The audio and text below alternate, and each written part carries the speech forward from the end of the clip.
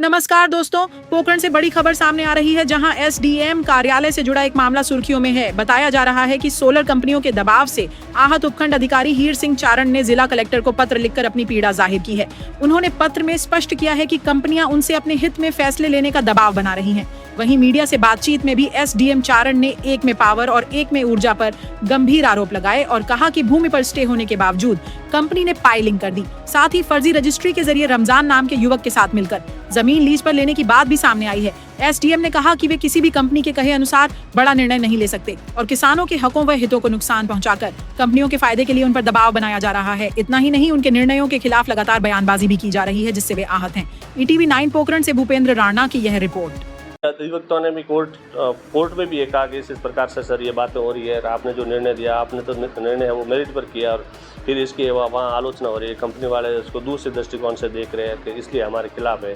हम किसी के खिलाफ नहीं होते, हम न्याय के पक्ष में होते हैं और काश्तकारों का हित सर्वप्रथम होता है।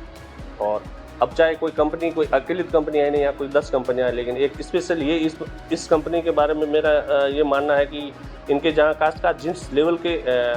केस यहाँ दर्ज हो रहे हैं, किसी के पत्थर गड्डी को नहीं मानना, बंटवारे में अनावश्यक दबाव दे करके बंटवारे गलत करवा देना, डिक्लेरेशन में कोई आता है तो उसको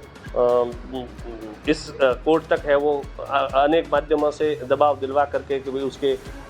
अधिकारों को अभी इस मत करो, आगे पेशी दे दो। इस प्रकार नाना प्रकार से कैसे भी करके वो अपना उद्देश्य पूरा करना चाहते हैं और वो भी संभव नहीं है। हमारे न्याय में काश्तकारों का हित होगा तो हम काश्तकार हम कोई कंपनी के खिलाफ नहीं होते, लेकिन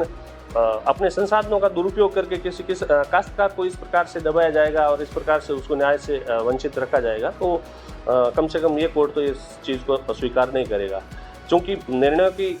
यहाँ बारे अनावश्यक विवेचना होती है, तो मैंने जिला कलेक्टर महोदय को ये सूचित किया है कि अगर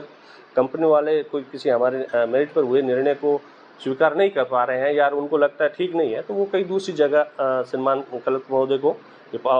अधिकार है कि